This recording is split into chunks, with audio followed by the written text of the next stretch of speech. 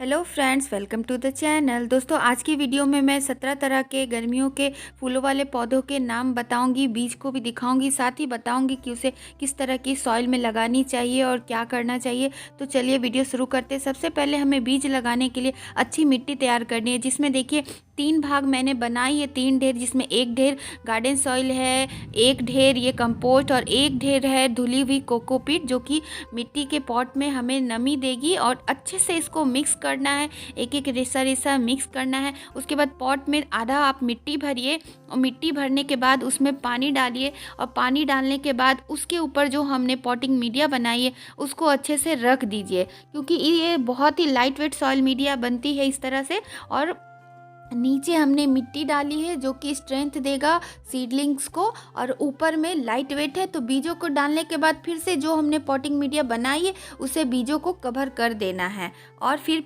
हमें पानी दे देना है। और पानी देने के बाद बीजों को पॉलीथीन से हमें कवर कर देना है, जिससे कि एक ग्रीन इफेक्ट प्रभाव पड़े पॉली हाउस का और बीज अच्छे से जर्मिनेट हो। तो अब देखते हैं कौन कौन से फूलों वाले पौधे को हम लोग इस वक्त लगा सकते हैं। तो सबसे पहले है मैरीगोल्ड, क्योंकि ये लड्डू गेंदा है और ये साल भर लगभग हमारे गार्डन में बना रहता है। और इस ये वाले भी हम लोग इसकी कटिंग को कंटिन्यू हम लोग लगाते रहेंगे और सूखे हुए फूलों को हम लोग छिटकते रहेंगे। तो दोनों तरीके से इस वक्त हम लोग ग्रो कर सकते हैं। तो बीजों से लगाएंगे तो ये भी बहुत ही जल्दी जर्मिनेट हो जाता है। तो इस तरह से अपने गार्डन में सूखे हुए फूलों से ही हम लोग फ्री में बहुत सारे पौधे तैयार कर सकते हैं। तो ये वाले मैरीगोल्ड के भी पौधे को हम लोग बहुत ही आसानी से बीजों के द्वारा लगा सकते हैं। नेक्स्ट दोस्तों, बहुत ही शुभ पौधा ये पारिजात हरसिंगार का फूल देख रहे हैं आप, ये भी बहुत ही शुभ पौधा होता है। तो इस वक्त आप पार्क वगैरह में जाएंगे तो आपको आसानी से इसके पौधे में कई सारे बीज निकलते हुए आपको दिखेंगे। और ये फूल बहुत ही शुभ होता है, हम लोग देवी माँ को अर्पित करते हैं। इसकी खुशबू भी बहुत ही प्यारी होती है। तो इस तरह से इसके बीज होते हैं। तो इसके बीज हमें पार्कों में मुफ्त में मिल जाएंगे और फ्री में ही हम लोग इस बीज से बहुत ही अच्छे से पौधे को जर्मिनेट करेंगे। अभी पौधा लगाएंगे और फिर बरसात आते आते इसमें फूल देखने को मिलेगी। नेक्स्ट दोस्तों, ये बहुत ही शुभ पौधा देवी माँ को अर्पित करते हैं हम लोग, भगवान शिव को भी अर्पित करते हैं। इसे अपराजिता का फूल कहते हैं और मल्टी पेटल सिंगल पेटल में आते हैं और पिंक ऑरेंज पर्पल इस तरह के कलर्स में ये आते हैं। तो ये इसका सीड पॉट है, आराम से किसी भी जगह आपको ये मिल जाएगा। कोई भी गार्डन में आप जाएंगे या फ्रेंड के यहाँ जाएंगे या आपके अपने गार्डन में ही इसके सीड पॉट बहुत ही भर भर कर इसमें सीड पॉट बनता है। एक पौधा अगर कहीं भी आपको दिखे तो उससे आप मांग कर ला सकते हैं। नर्सरी में भी कई पौधे में सीड पॉट बने हुए होते हैं, बस मिट्टी में ऐसे फेंक देने मात्र से ही ये जर्मिनेट हो जाता है। हल्का सा कोई भी मिट्टी में आप दबा लीजिए, इसके लिए स्पेशल सॉइल नहीं भी तैयार करेंगे तो भी ये पौधा बहुत ही आसानी से जर्मिनेट हो जाता है। नेक्स्ट दोस्तों, ये मॉर्निंग ग्लोरी का पौधा है।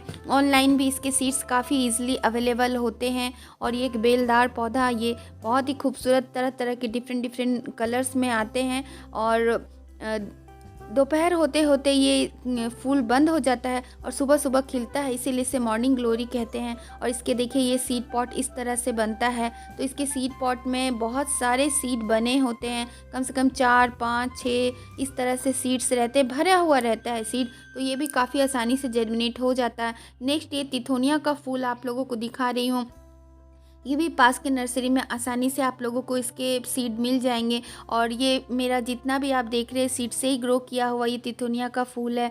नेक्स्ट दोस्तों, रेन लिली का फूल दिखा रही हूँ, ये भी सीड से काफ़ी आसानी से ग्रो हो जाता है। नेक्स्ट, ये जीनिया का फूल दिखा रही हूँ और ये डॉर्फ जीनिया है, इसमें टॉल वैरायटी की भी जीनिया होती है। तो इसके फूलों में ही इसके बीज छिपे हुए होते हैं। इस तरह से जब फूल सूख जाता है तो उसी में इसके बीज बने हुए होते हैं। अगर आपके गार्डन में ये पौधा है तो इसके सूखे हुए फूलों से आप कई फूल मुफ्त में तैयार कर सकते हैं। और यदि नहीं है तो आप ऑनलाइन परचेस करें या नर्सरी से लाकर इसे लगा ले सीड के थ्रू। यही काला काला जो आपको दिख रहा है यही इसका बीज है और मिट्टी में फेंक देने मात्र से ही इसके बीज लग जाते हैं दोस्तों, काफ़ी आसानी से ये ग्रो हो जाता है।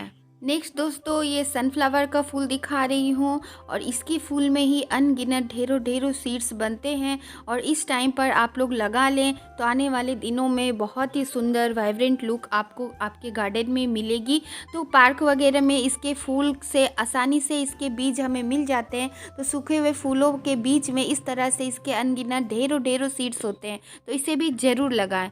नेक्स्ट दोस्तों ये गौफ्रेना को दिखा रही हूँ और ये फूल तो लगभग खिलने के बाद कई दिनों तक, महीनों दिन तक इसी तरह फ्रेश बना हुआ रहता है। तो इसके फूलों में भी इसके बीज छिपे हुए होते हैं, तो ये इसका फ्रेश फ्लावर है। तो जब ये फूल सूखता है तभी इसमें सीड बनता है। अगर हम लोग फ्रेश फ्लावर को सीड समझेंगे तो उससे पौधा जर्मिनेट नहीं होगा। देखिए ये सीड अभी नहीं बना है, ये कच्चा है, तो हमें बीज के लिए इसके फूलों को थोड़ा सूखने का इंतज़ार करना है। देखिए इस तरह से सूखने के बाद इसके बीज आसानी से निकल जाता है और मिट्टी में फेंक देने मात्र से ग्रो हो जाता है। कोई स्पेशल सॉइल इसके लिए ज़रूरी नहीं होता है। नेक्स्ट ऐसा ही एक हार्डी पौधा है, ये सिलोसिया का पौधा दिखा रही हूँ। इसके भी सूखे हुए फूलों में इसके बीज होते हैं और ये भी फेंक देने मात्र से जहाँ तहाँ ये गार्डन में आपको ग्रो होते हुए दिखेगा दोस्तों। तो ये भी आप लोग ज़रूर इस टाइम पर अपने गार्डन में बीजों के थ्रू ऐड कर ले। काफ़ी आसानी से ये उगता है, उसके बाद हर पॉट में आपको इसके ही पौधे दिखेंगे। नेक्स्ट दोस्तों ये भी गर्मी का बहुत ही हार्डी पौधा होता है, तो जनवरी लास्ट और फरवरी एंड तक आप इसके बीजों को लगा लें और इसके फूलों में ढेरों ढेरों बंचेस में सीड पॉट बनते हैं। तो सीड पॉट के अंदर इस तरह से काले काले इसके बीज होते हैं। सदाबहार इसे विंका भी कहा जाता है, हाइब्रिड और देसी दोनों वैरायटीज़ में आते हैं। तो इसके बीज से भी काफ़ी जल्दी पौधा 3 दिनों में ही ग्रो हो जाता है। इस तरह से इसके फूल बहुत ही ज़्यादा खूबसूरत और हार्डी होते हैं, गर्मियों में गार्डन को कलरफुल लुक देता है। नेक्स्ट दोस्तों ये सुपर हार्डी पौधा, इसे पिटूनिया कहते हैं, मैक्सिकन पिटूनिया, और वाइट पिंक पर्पल कलर में ये अवेलेबल होता है। ड्वार्फ और टॉल दोनों तरह के वैरायटी में होती है। कटिंग और सीड दोनों से लग जाता है। बाकी सीड से एक बार ये नर्सरी से आप अपने गार्डन में ऐड करेंगे तो इसके सीड पॉट फट फट कर खुद ही आपके गार्डन में अनगिनत ढेरों ढेरों पौधे ग्रो हो जाएंगे। हर पॉट में इसके बीज फट कर छिटक कर अपने आप ही उग जाते हैं। तो इस तरह से इसका ये सीड पॉट होता है इस तरह से, और ये पानी में डालने से फटता है, पटाखे के जैसा चटकता है। तो इसे बच्चे इसके बीजों से खूब खेलते भी हैं दोस्तों। तो इस तरह से आप ऐड कर सकते हैं इसे अपने गार्डन में।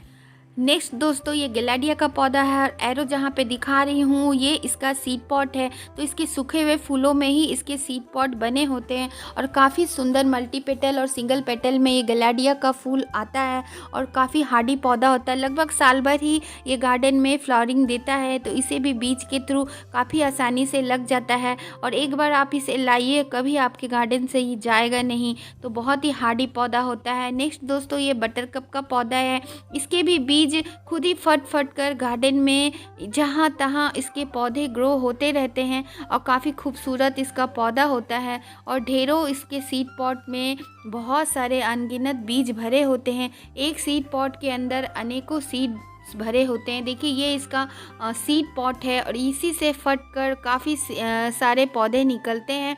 तो ये भी आप अपने गार्डन में ऐड कर सकते हैं। काफ़ी खूबसूरत और हार्डी फ्लावरिंग प्लांट होता है ये। नेक्स्ट दोस्तों ये साइप्रस वाइन का फूल आप लोगों को दिखा रही हूँ। इसे सुइया फूल भी कहते हैं, कई सारे कलर में 3-4 कलर्स में आता है। इसके भी ढेरों अनगिनत बीज बनते हैं, तो इसे भी आप बीज के थ्रू अपने गार्डन में ऐड कर सकते हैं। इस तरह से इसके सूखे हुए फूल में इस तरह से बीज बनते हैं और काला कलर का इसके अंदर बीज भरा होता है। ये देखिए इस तरह से एक सीड पॉट में 4 से 5 सीड होते हैं और काफ़ी आसानी से ये जर्मिनेट हो जाता है। नेक्स्ट दोस्तों ये बालसम यानी कि चीरा मीरा का पौधा आप लोगों को दिखा रही हूँ और पूरे समर में आपके गार्डन को भर भर कर फूल देंगे और बहुत ही कलरफुल लुक आपके गार्डन को देगा और इसके बीज बहुत ही आसानी से जर्मिनेट होते हैं। इसे कौन ही नहीं जानता होगा, तो इसे भी आप लोग बीज के थ्रू ज़रूर ऐड करें। काफ़ी आसानी से चीरा मीरा का पौधा जर्मिनेट होता है।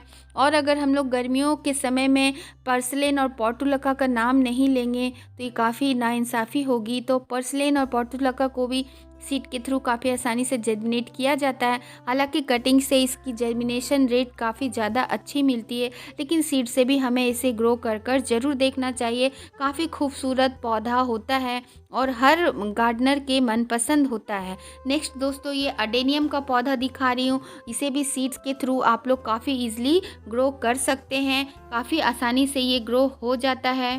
तो दोस्तों, आशा करती हूँ जानकारी बहुत ही अच्छी लगी हो। वीडियो अच्छी लगे तो इसे लाइक करें, शेयर करें, कमेंट करें और चैनल को जुड़ने के लिए सब्सक्राइब जरूर करें। बेल बटन आइकन को भी प्रेस करें। Happy gardening.